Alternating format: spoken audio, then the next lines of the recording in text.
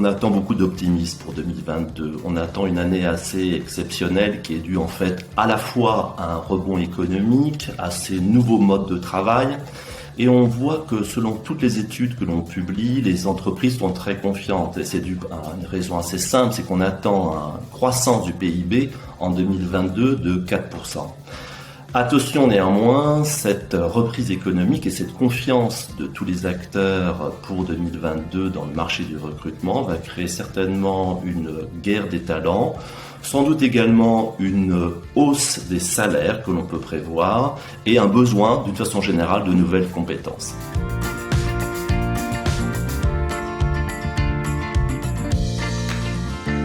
C'est facile de répondre à cette question, ça sera définitivement un marché candidat avec, encore une fois, des challenges en termes de recrutement pour les entreprises pour trouver les compétences les plus adaptées à la situation actuelle. Attention néanmoins, il y a un corollaire à cela pour les candidats, même si on parle de marché candidat, c'est que les entreprises ne vont pas hésiter à aller chercher des candidats en dehors du périmètre géographique qui est d'habitude de 50 km autour de l'entreprise, mais grâce au télétravail notamment, elles sont tout à fait prêtes aujourd'hui à aller chercher des candidats dans un périmètre beaucoup plus large qui peut aller être, pour ce qui concerne la France, sur toute la France, sur tout le territoire français pour trouver les meilleurs profils.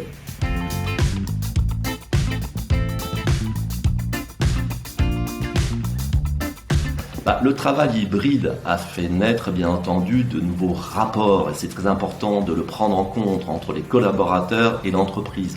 L'entreprise n'est plus simplement le lieu de contrôle, le lieu de présence, mais l'entreprise est devenue un lieu d'échange.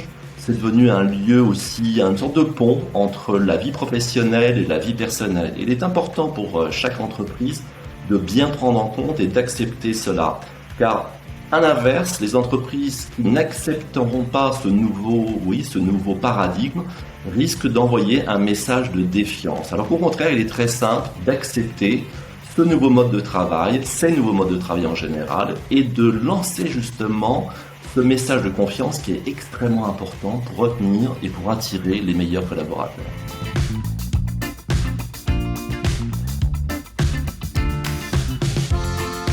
La question que doivent se poser toutes les entreprises, ce n'est pas simplement quelles sont les compétences dont j'ai besoin aujourd'hui, mais quelles sont les compétences dont je vais avoir besoin.